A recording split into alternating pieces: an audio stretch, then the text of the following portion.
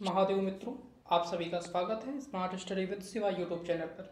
अभी हम जो लोगों ने एक क्लास किया था ग्रंथ और ग्रंथाकार, आज हम लोग उसी ग्रंथ और ग्रंथाकार से जो बने हुए क्वेश्चन है प्रीवियस ईयर में, उसे हम लोग देखेंगे।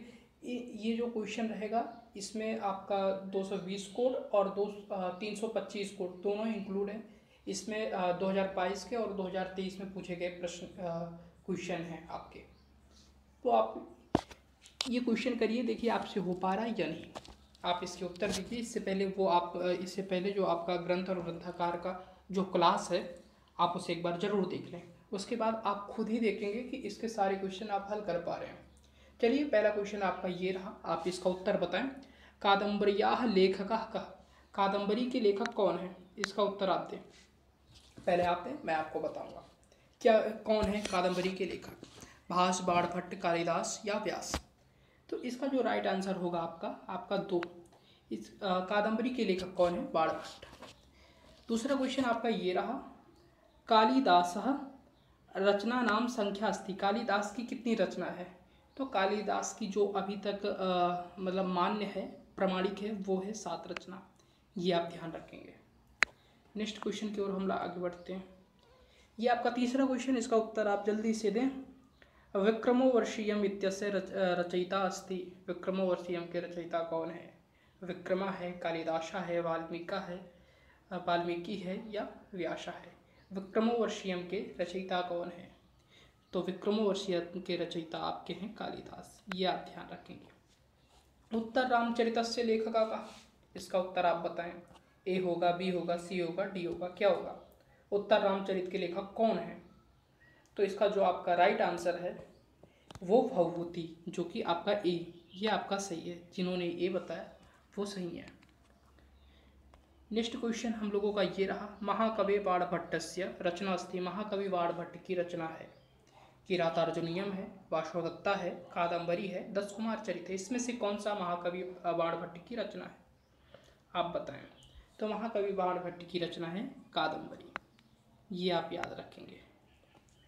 नाटकम कस्य एकः प्रकारो विद्यते। नाटक का जो प्रकार है इसमें से कौन सा एक प्रकार है, आपसे ये पूछ रहा है। तो नाटक का जो प्रकार है वो है आपका रूपक। इसका जो आपका ए होगा ये सही होगा। नेक्स्ट क्वेश्चन की ओर हम आगे बढ़ते हैं। ये बताएं, स्यूराज विजयस्य कथानकम अस्ति। स्यूराज विजय का कथानक है, ऐतिहासिक है, सामाजिक है, आर्थिक है, दार्शनिक है, क्या है? कैसा कथानक है शिवराज विजय? बताएं आप इसका। 90 का आंसर आप बताएं फटाक से। कैसा कथानक है? ऐतिहासिक है, सामाजिक है, आर्थिक है, दार्शनिक है। तो अगर आपने क्लास किया होगा तो आपको पता होगा कि जो उत्तर शिवराज विजय में उसका कथानक है, ऐतिहासिक ग्रंथ है ये। ठीक है, कंफ्यूज मत रहिएगा। कैसा ग्रंथ है? ऐतिहासिक ग्रंथ है। रामायणम कथ्यते। रामायण कहते किसे हैं ये आप बताएं। ये भी हम लोगों ने जो अभी क्लास किया हुआ था ग्रंथ और ग्रंथाकार में, ये भी हम लोगों ने देखा है कि रामायण कैसा रामायण का कथ्यते। रामायण को क्या कहते हैं? आदि काव्य कहते हैं, खंड काव्य कहते हैं, नीति काव्य, नीति कथा कहते हैं या नाटक कहते हैं? इसका उत्तर आपको 100% पता होगा, ये मैं मानता हूँ, अगर आपने क्लास किया है। ये जितने भी क्वेश्चन है सारे आपको पता होंगे अगर आपने क्लास किया हुआ होगा तो इसका जो राइट आंसर होगा वो आपका है आदि काव्य। जो पहला जो आपका आंसर है वो आपका सही है ऑप्शन। ठीक है, ये इसका राइट आंसर होगा आपका ए। जो आपका एक है वही आपका इसका राइट आंसर होगा। अब आप ये बताइए, इसका उत्तर आप दीजिए। प्रथम द्वितीयम सूची सम्मेलित। प्रथमाम सूची को दूसरी सूची से आपको मिलाना है। तो आप बताएं कल्हड़ की रचना कौन सी है? इस तरीके से क्वेश्चन आपको इसी कूट भाषा में पूछे गए क्वेश्चन बोलते हैं, कूट क्वेश्चन कहते हैं। तो आप इस तरीके के उत्तर देना सीख जाएं, क्योंकि ये आपका पूछा हुआ क्वेश्चन है। इस तरीके से क्वेश्चन अधिकतर हर एक पेपर में बन रहा है, हर एक क्वेश्चन पेपर में बन रहा है। आप बताएं कल्हड़ की रचना कौन है? इसमें सबसे खूबसूरत बात है, अगर आपको एक ही रचना पता चल जा रहा है तो आप आंसर इसका कभी गलत करेंगे ही नहीं। जैसे कल्हड़ की रचना कौन सी है, अगर मान लो हमें कल्हड़ की रचना नहीं पता तो हमें ये तो पता है कालिदास की रचना क्या है। ऋतु संहारम किसकी रचना है? कालिदास की। ये तो हमें पता है ना, हम लोगों ने पढ़ा हुआ है, ठीक है। या तो हमें भावभूति की ही रचना पता है कि भावभूति की उत्तरांचरित बहुत फेमस है। चलो इसमें से हम एक ही पकड़ लेते हैं, वी का ए, हम भावभूति का ही देखते हैं। पी का ए, इसमें जिसमें भी होगा वो आपका सही होगा। इसमें आपको देखिए कहीं बी का ए दिख रहा है, इसमें नहीं दिख रहा है, ये गलत होगा, ठीक है। इसमें भी नहीं दिख रहा है, ये भी गलत है। पर आपको इसमें दिख रहा है, ये आपका ए हुआ, ये आपका बी हुआ, ये आपका सी हुआ और ये आपका डी हुआ। तो इसका जो सी वाला ऑप्शन है वो आपका सही होगा, क्योंकि आपका बी में ए दिख रहा है और मतलब एक दिख रहा है और किसी में नहीं दिख रहा है। तो आपका जो राइट होगा वो आपका होगा सी। आप मिला भी सकते हो, जैसे आपने इसको सही कर लिया, आपको एक ही पता था। या कालिदास का ही आप देखते, कालिदास का आपका डी का तीन सिर्फ इसी में दिख रहा है ना।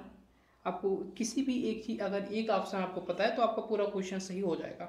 इसी तरीके से ये आप ट्रिक बिल्कुल आजमाइएगा, ठीक है, तभी आप इस क्वेश्चन से पार हो पाएंगे। आप इसमें सब मिला सकते हैं। एक आचार तो कल्हड़ की है रास्ता रंगड़ी, आपको पता है, और डंडी का है 10 कुमार चरित। मिल गया कि नहीं आपका?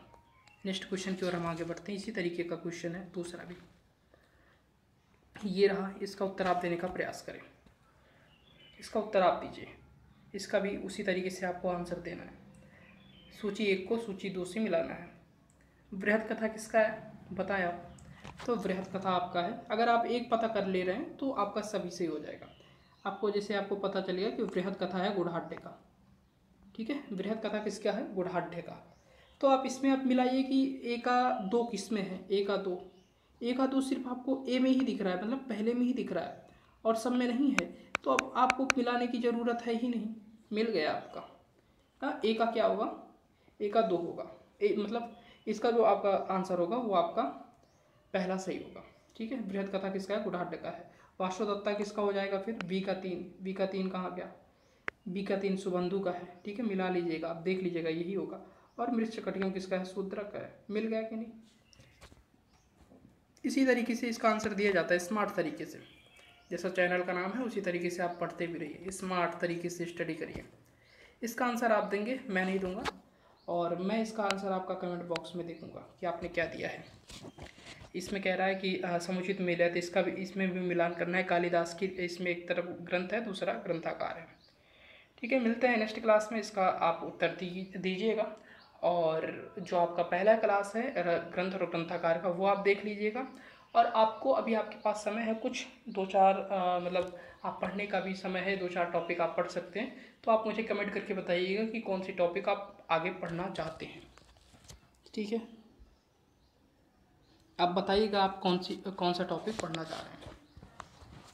मिलते हैं नेक्स्ट क्लास में।